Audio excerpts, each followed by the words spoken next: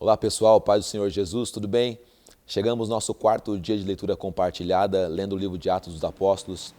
Eu espero realmente que Deus tenha falado com você, esteja falando com você e que você possa interagir conosco aqui através do YouTube ou nas redes sociais da Jubra, que você possa postar ali o que Deus tem falado no seu coração, porque a sua participação ela é muito importante. A leitura de hoje é Atos capítulo 4 e começa assim o texto sagrado. Enquanto Pedro e João falavam ao povo, chegaram os sacerdotes, o capitão da guarda do templo e os saduceus. Eles estavam muito perturbados porque os apóstolos estavam ensinando o povo e proclamando em Jesus a ressurreição dos mortos. Agarraram Pedro e João e, como já estava anoitecendo, os colocaram na prisão até o dia seguinte. Mas muitos dos que tinham ouvido a mensagem creram, chegando o número dos homens que creram a parte de 5.000. No dia seguinte, as autoridades, os líderes religiosos e os mestres da lei reuniram-se em Jerusalém. Estavam ali Anás, o sumo sacerdote, bem como Caifás, João, Alexandre e todos os que eram da família do sumo sacerdote. Mandaram trazer Pedro e João diante deles e começaram a interrogá-los. Com que poder ou em nome de quem vocês fizeram isso? Então Pedro, versículo 8, cheio do Espírito Santo, disse-lhes, autoridades e líderes do povo, visto que hoje somos chamados para prestar contas de um ato de bondade em favor de um aleijado, sendo interrogados acerca de como ele foi curado, saibam os senhores e todo o povo de Israel, que por meio do nome de Jesus Cristo Nazareno, a quem os senhores crucificaram, mas a quem Deus ressuscitou dos mortos, esse homem está aí, curado diante dos senhores. Esse Jesus é a pedra que vocês, construtores, rejeitaram, e que se tornou a pedra angular. Não há salvação em nenhum outro, pois debaixo do céu não há nenhum outro nome dado aos homens pelo qual devamos ser salvos. Vendo a coragem de Pedro e João e percebendo que eram homens comuns e sem instrução, ficaram admirados e reconheceram que eles haviam estado com Jesus. E como podiam ver, ali com eles o homem que fora curado, nada podiam dizer contra eles. Assim, ordenaram que se retirassem do sinédrio e começaram a discutir, perguntando, que faremos com esses homens? Todos os que moram em Jerusalém sabem que eles realizaram um milagre notório que não podemos negar. Todavia, para impedir que isso se espalhe ainda mais entre o povo, precisamos adverti-los que não falem mais com ninguém sobre esse nome. Então, chamando-os novamente, ordenaram-lhe que não falassem nem ensinassem em nome de Jesus. Mas Pedro e João responderam, julguem os senhores mesmos, se é justo aos olhos de Deus obedecer aos senhores e não obedecer a Deus? Pois não podemos deixar de falar do que vimos e ouvimos. Depois de mais ameaças, eles os deixaram ir. Não tinham como castigá-los, porque todo o povo estava louvando a Deus pelo que acontecera, pois o homem que fora curado milagrosamente tinha mais de 40 anos de idade. Quando foram soltos, Pedro e João voltaram para os seus companheiros e contaram tudo o que o chefe dos sacerdotes e os líderes religiosos lhes tinham dito. Ouvindo isso, levantaram juntos a voz a Deus, dizendo, ó soberano, tu fizeste os céus, a terra, o mar e tudo o que neles há. Tu falaste pelo Espírito Santo por boca do teu servo, nosso pai Davi. Por que se enfurecem as nações e os povos conspiram em vão? Os reis da terra se levantam e os governantes se reúnem contra o Senhor e contra o seu ungido. De fato, Herodes e Pôncio Pilatos reuniram-se com os gentios e com o povo de Israel nessa cidade para conspirar contra o teu servo, o teu santo servo, Jesus, a quem ungiste.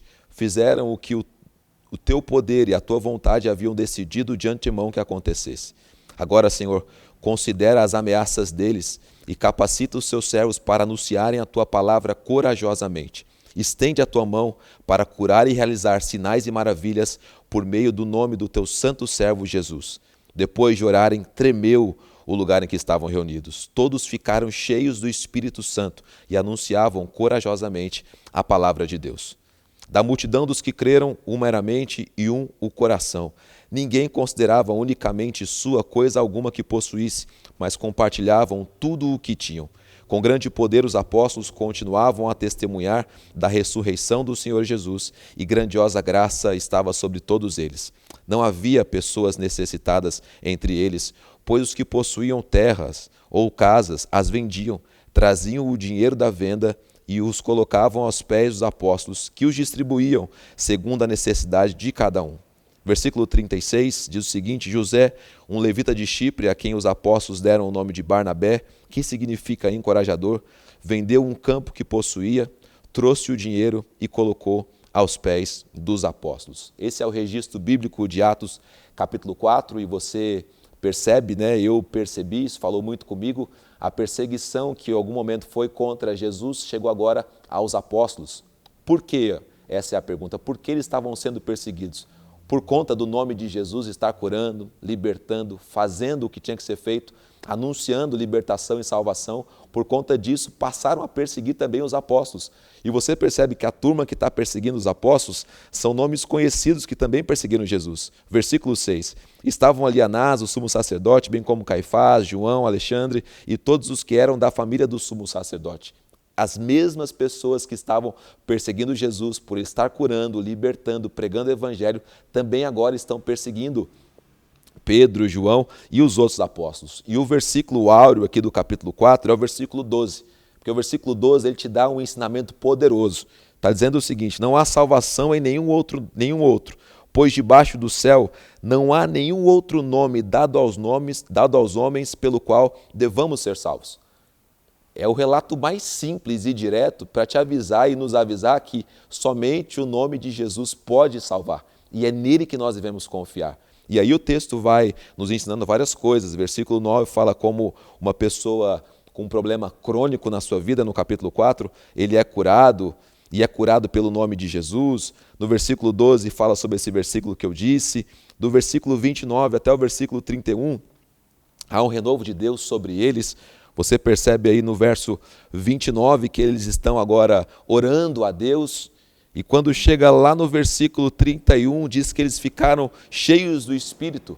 E a pergunta que possa vir sobre algum de nós aqui, já para eu esclarecer isso, é que não é novamente um batismo com o Espírito Santo, mas um renovo daquele batismo que eles haviam vivido. O Espírito Santo reanimou o espírito deles, acendeu a chama novamente. E o texto diz que eles anunciavam corajosamente a palavra de Deus. E para encerrar a reflexão aqui de hoje, eu encerro com o versículo de número 36, porque o 36 volta a dar aquele vislumbre da presença poderosa de Deus na igreja primitiva.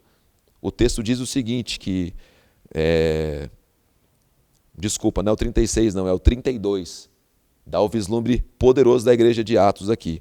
Diz que a multidão dos que creram tinha um só coração e uma só mente. Ou seja, existia uma unidade muito grande de pensamento, uma unidade muito grande de propósito. E é isso que nós precisamos buscar nos dias de hoje. Buscar uma unidade de propósito no meio da igreja, uma unidade de pensamento, e entender que todo tipo de divisão é diabólica, todo tipo de reino dividido, cremos na palavra de Deus, não vai subsistir, e nós precisamos nos alinhar a isso. O texto aqui se encerra lá no 36, agora sim, chegando, né, a história de Barnabé, um grande homem usado por Deus na sequência do texto sagrado, e dizendo que ele pegou um dos seus campos, um dos seus imóveis, vendeu e colocou à disposição dos apóstolos para que ele fizesse com aquele dinheiro o que eles precisassem e necessitassem. E eles sabiam como gerir muito bem aquilo. Esse é o pano de entrada para o capítulo 5, que a gente vai pensar nele amanhã, fazer a leitura dele também amanhã, e eu quero, junto com você, poder fazer isso. Que Deus te abençoe. Deixe os seus comentários, é muito importante a sua participação nisso, e convida alguém para participar junto com a gente também, tá certo? Se inscreve no canal se não está inscrito ainda, também ativa o sininho para você receber as notificações daquilo que a gente vai postar daqui para frente, e que Deus te abençoe. Forte abraço para você, tamo junto e até mais.